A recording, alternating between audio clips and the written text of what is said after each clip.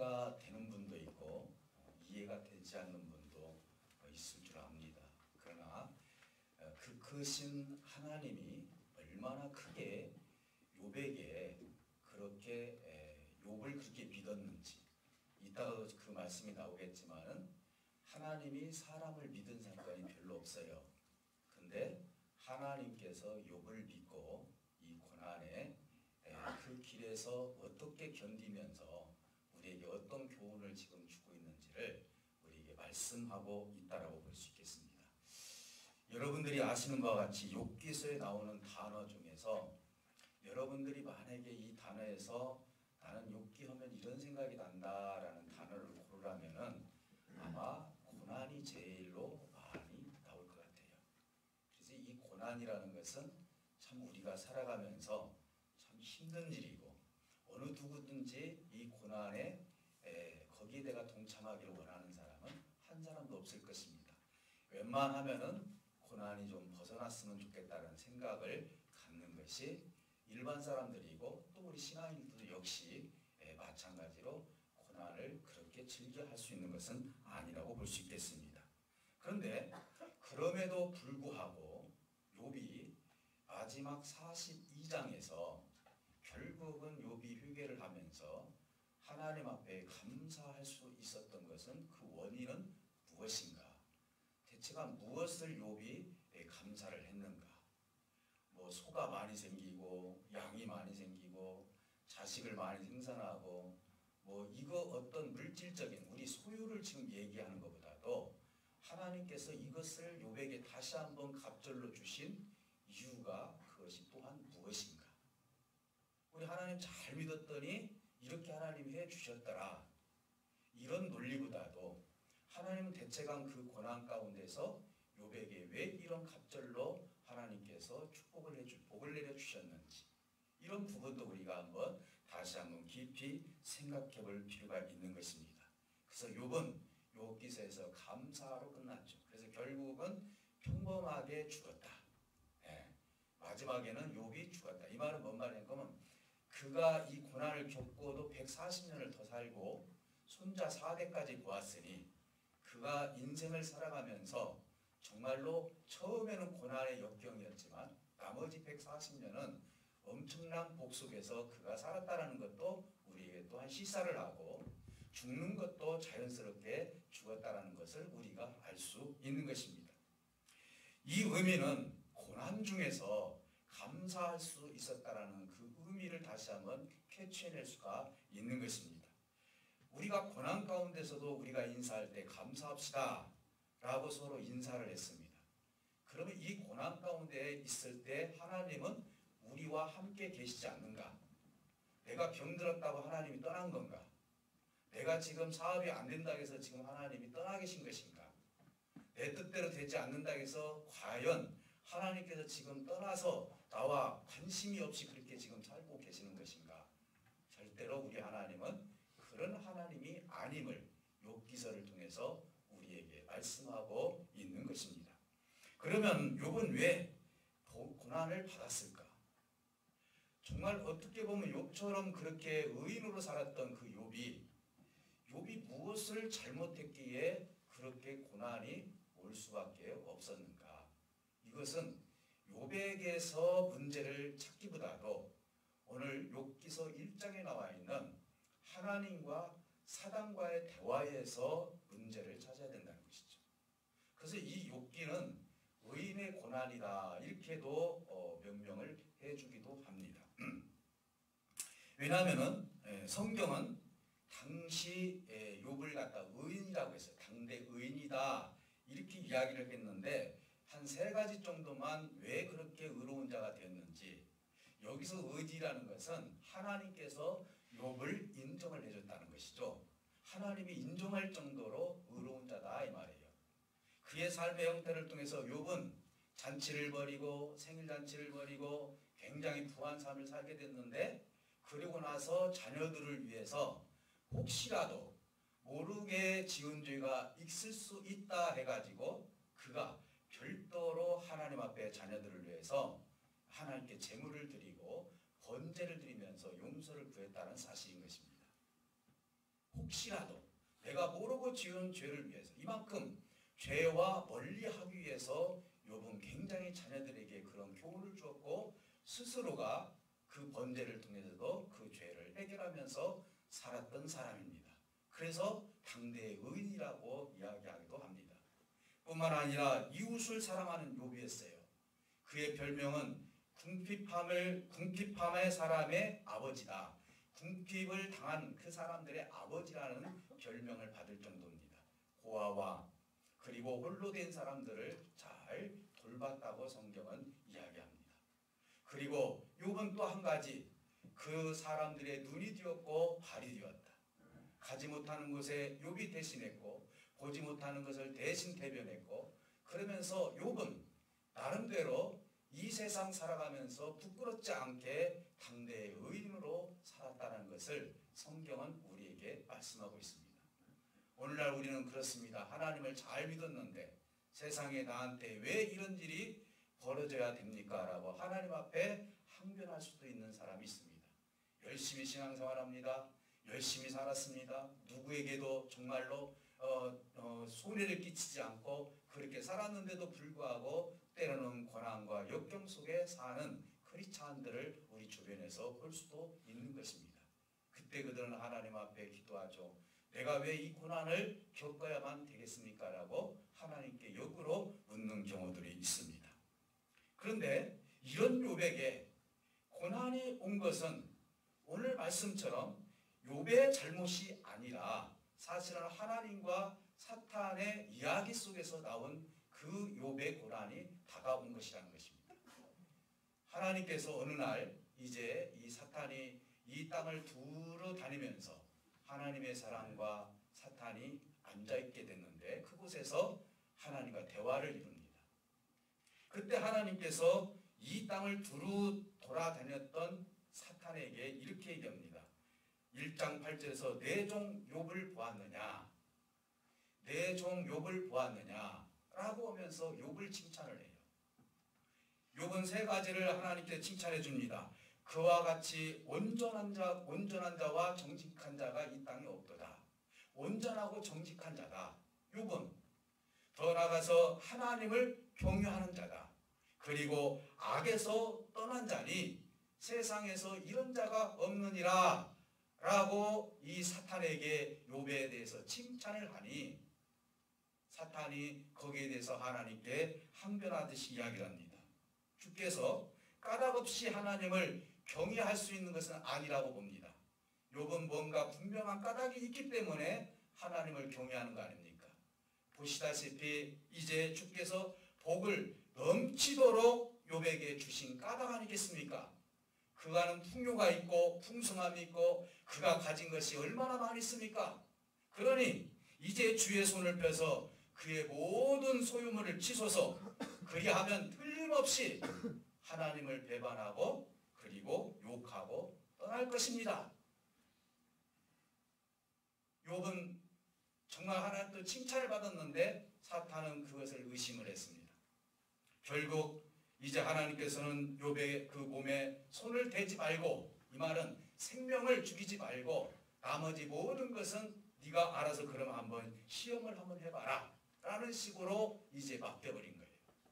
여러분, 어떻게 보면 내가 그 자리에 있다면 내가 열심히 살고 있는데 하나님께서 그렇게 하실 수 있을까? 오늘 우리는 이렇게 생각을 해볼 필요가 있습니다. 아까 제가 서두에서 말씀드린 것처럼 믿음이라는 것은 사람이 하나님을 믿는 것이 온당한 일입니다. 근데 저는요, 어제 이 말씀을 보면서 세상에 하나님이 사람을 믿는 역사가 몇 가지나 되나? 욥이 시험을 받은 것, 그리고 손해를 본 것, 여기에 초점을 맞추지 마시고요. 얼마나 하나님께서 욥을 믿었으면 네가 한번 시험을 해봐라. 나는 욥을 믿는다. 이 말 아니겠습니까? 어떻게 하나님이 사람을 믿습니까? 그럼에도 불구하고 우리 하나님께서는 욥을 믿었다는 것이죠. 왜? 그의 정직함과 그의 신앙과 그의 삶을 보니 이는 나를 배반할 자가 아니고 떠날 자가 아니라는 것을 하나님은 너무나 잘 알고 있었기 때문에 사단이 그렇게 이야기했을 때 사단에게 그렇게 한번 해보라고 하나님께서 허락은 하셨지만은 하나님은 욥에 대한 신리 그리고 욥을 어떻게 내가 사랑하고 있고 이사가 어떻게 하나님을 섬길지를 아시기 때문에 당당하게 되어왔다는 것이죠. 우리는 한번 역으로도 생각해 볼 필요가 있습니다. 하나님은 불공평하시다. 저렇게 잘 믿는데 뭐다로 저렇게 했을까? 그럼 반대로 생각 한번 해보시기 바랍니다. 하나님이 얼마나 욥을 신뢰했으면, 하나님이 얼마나 욥의 믿음이 저렇게 강했으면 그렇게 허락을 했을까? 사랑하는 성도 여러분, 우리는 여기서 사람이 하나님을 믿는 것은 당연하지만은 하나님이 사람을 믿어준 것에 대해서 다시 한번 우리가 생각하고 시사하는 것 같은 것입니다. 과연 하나님께서 저와 여러분들을 믿어주고 계시는가? 그래서 우리는 이렇게 이야기합니다. 사람은 믿음의 대상이 아니라 사랑의 대상이다. 왜? 그만큼 실수를 많이 합니다. 그런데 하나님께서 세상에 욥을 그렇게 지금 말씀하고 있다는 것입니다. 과연 내가 그 자리에 있었다면, 여러분들이 너무나 잘 믿어서 하나님께서 그렇게 사단에게 허용을 하셨다면 우리는 과연 견딜 수가 있었을까? 그러니 사실은 욥이 잘못해서 이 고난이 온 것이 아니라 하나님이 욥을 생각했기 때문에, 하나님이 욥을 믿었기 때문에, 그는 나를 떠날 자가 아니라는 사실을 알았기 때문에 왔던 고난, 이걸 갖다가 의인의 고난이라고 이야기하기도 합니다. 사랑하는 성도 여러분, 결국 하나님을 믿는 사람으로서 한꺼번에 6가지 정도의 고난이 왔습니다. 여러분, 상상을 초월한 고난이에요. 우리는 한 가지만 고난이 와도 얼마나 힘듭니까? 근데 욥에게는 6가지 고난이 왔어요. 제가 한번 읽어해 보겠습니다. 전 재산이 다 날아갔습니다. 얼마나 많은 재산이 있었습니까? 그리고 그들이 잔치를 벌일 때 집이 무너져 가지고 전 자녀 10명이 다 죽었습니다. 심지어는 자신에게 지병이 생겨서 기왓장으로 긁어야 할 정도로 피부병이 생겼습니다. 심지어는 자기 아내가 저주하면서 떠나버렸습니다. 더 나아가서는 사랑하는 친구들이 찾아와서 네가 무엇인가 하나님 앞에 잘못된 일이 있으니까 이런 일이 있는 거 아니냐 하면서 욥을 정죄하기 시작을 합니다. 욥은 아무 잘못이 없는데도 불구하고 이 고난이 왔는데 친구들은 와서 자꾸 네가 잘못된 것이 무엇인지를 한번 찾아보라고 이야기를 합니다. 그러니 얼마나 정신적으로 힘이 들겠습니까? 차라리 매를 맞는 것은 맞으면 끝이지만요, 정신적으로 누군가가 나에게 이것이라고 하지도 않았는데 했다라고 생각하지도 않았는데 이 이야기를 하면 이것은 억장이 무너지는 것입니다. 그러니 결국은 6번째 욥이 뭐라고 합니까? 하나님, 차라리 내가 죽는 게 낫겠습니다. 여러분, 이성까지 가보셨습니까? 차라리 내가 죽는 게 낫겠습니다. 이 정도로 이 고통을 견딜 수가 없었던 욥의 고난이 오게 된 것입니다. 사랑하는 성도 여러분, 이러한 소요를 다 읽게 되면서 이런 고통 속에서 욥은 계속 견디고 견딥니다. 그러나 욥이 무엇인가를 견딘 것이 훌륭한 것이 아니라 여기서 깨닫지 못한 하나, 간과한 것이 하나가 있다는 사실을 오늘 우리가 알 수가 있습니다. 잊어버린 것이 있어요. 그건 뭐냐? 지금 당하고 있는 문제만 지금 내 앞에서 보인다는 것입니다. 문제를 일으키고 있는 사탄이나, 그리고 이 문제에서 벗어나지 못한 욥이나, 그리고 친구나, 이 모든 사람들은 현재 이 문제가 하나님보다도 더 크게 보였던 것이 하나님 보셨을 때 더 큰 문제였던 것입니다. 오늘 가끔 이런 성도들이 이런 얘기를 합니다. 목사님, 내가 입도 딱딱거리기 힘듭니다. 얼마나 힘들면 내가 기도가 나오지 않습니다. 찬송요? 찬송도 하기 싫습니다. 여러분, 힘들으니까 지금 하나님이 보이는 것이 아니라 이 문제 앞에서 실망하고 낭망한 하나님의 성도들을 향해서, 그리고 욥도 역시 하나님 앞에 이런 문제를 놓고 정말 이거보다도 더 크신 하나님이 계신다라는 그 의식이 생기지 않았다는 것이 사실은 욥이 깨닫지 못했던 것이고, 욥의 친구들도 그 문제를 욥의 죄에서 찾고 찾으려고 했던 것이 큰 문제였던 것입니다. 욥이 지금 무슨 죄를 졌습니까? 사실은요, 그 정도로 욥이 고난을 받아야 할 정도로 그렇게 큽니까? 지금까지 그가 의로운 일을 했던 것을 놓고 본다면 사실은 그가 하나님 앞에 이런 벌을 받을 수 있는 것이 하나도 없는 것입니다. 그런데도 불구하고 그들은 지금 문제보다도 하나님보다도 문제를 더 크게 보고 있다는 것이 그에게는 큰 문제였습니다. 고난의 원인이 욥에게 있었던 것이 아닙니다. 고난의 원인이 무엇이었느냐? 물론 하나님께서 허락하셨겠지만은 하나님보다도 고난을 더 크게 보았다는 것이 큰 문제였습니다. 사랑하는 성도 여러분, 최종적으로 욥은 점점점 깨닫기 시작했죠. 어떻게 깨닫습니까? 욥기 42장 2절에 보니까 주께서는 못하실 일이 없사오니 무슨 계획이든지 못하실 것이 없는 줄 아옵니다. 이제는 주님을 찾기 시작했죠. 주께서 못하실 일이 없다는 것이죠. 이 문제 앞에서 나는 이 문제를 어떻게 해결할 것인가? 이 원인이 뭔가? 친구들은 자꾸 네가 죄를 졌기 때문에 이 문제가 생기지 않았느냐? 그랬는데 말이 바뀐 거예요. 주께서는 못하실 일이 없으니 이 문제보다도 더 크신 하나님께서 나를 굽어 살펴 주시옵소서. 사랑하는 성도 여러분, 42장 5절에 보니까 이렇게 얘기합니다. 주께 대하여 내가 그동안 귀로만 들었던 내가 이제는 이 사건을 통해서 이 고난을 통해서 눈으로 주를 비옵나이다. 내가 이제 직접 하나님께서 어떤 분이고 어떤 계획이든지 무슨 문제든지 다 해결할 수 있는 분이 누구인지를 내가 귀로만 들었는데 이제는 눈으로 내가 하나님의 계획을 보았고 눈으로 하나님이 어떤 분인지를 내가 깨달았나이다. 사랑하는 성도 여러분, 이제는 눈으로 보면서 하나님이 어떤 분인지를 고백을 해요. 이걸 더 쉽게 여러분들에게 두 가지만 더 말씀을 드린다면요. 구약 사건 하나하고 신약 사건 하나를 얘기를 하면 맞을 것 같아요. 노아가 하나님을 바라볼 때 홍수가 큰 게 아니에요. 홍수가 내려져서 인류가 멸망한 것이 큰 것이 아니라 노아가 무엇을 발견했습니까? 홍수 속에 좌정하시는 하나님, 홍수를 다스리시는 하나님을 보았던 것이죠. 이게 노아의 믿음이에요. 지금 그러면은 욥도 고난보다도 높으신 하나님, 고난 위에 계시는 하나님임을 고백을 했어야 되는데 그렇지 못했다는 것이죠. 신약에서는 어땠습니까? 아론은 예수님께서 이제 배를 타고 고물에서 주무셨죠. 근데 풍랑이 일어났습니다. 제자들이 깹니다. 주님, 지금 풍랑이 일어나서 우리가 죽게 되었나이다. 어서 일어나시옵소서. 우리가 죽게 되었사오니 살려달라는 식으로 우리 주님을 깹니다. 주님께서 이 믿음이 왜 이렇게 믿음이 없느냐 라고 하면서 이 풍파를 잠재워버렸어요. 그리고 믿음이 없는 것을 책망하셨어요.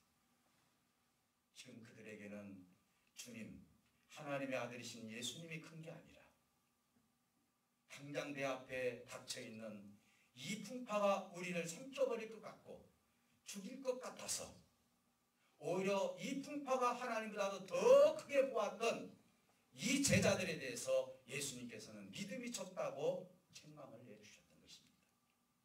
사랑하는 성도 여러분, 오늘 이 시간 우리가 살아가면서 얼마나 많은 고난과 역경이 하나님을 알아가는 데 있어 우리를 막고 있습니까?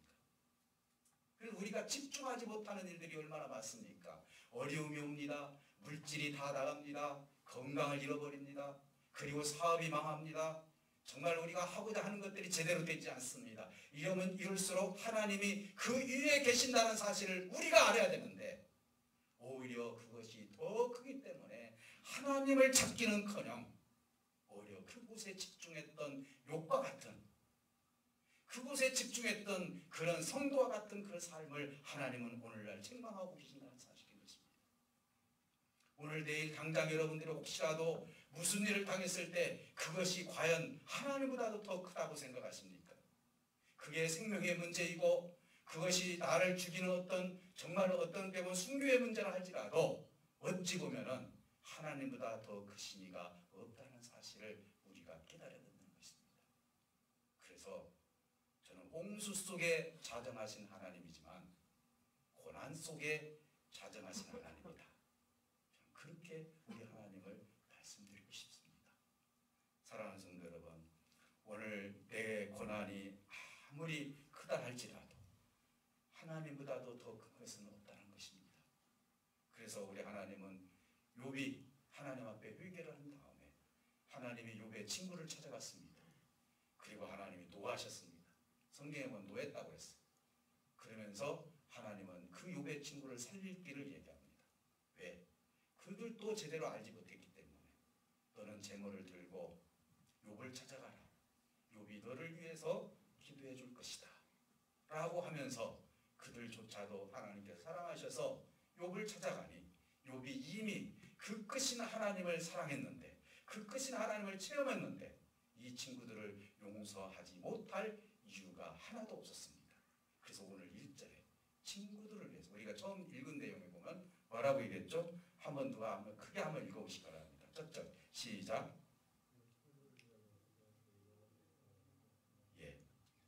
10절에 보면 친구들을 위해서 기도할 때. 자, 이제는 친구를 위해서 그동안에는 서로가 정죄하고 서로가 네가 잘났다 그렇게 하면서 서로 변론을 했지만 이제는 누구를 위해서 기도했습니까? 친구를 위해서 기도할 때 하나님께서 이제는 갑절이나 하나님께서 욥에게 복을 내려주시는 모습을 보게 됩니다.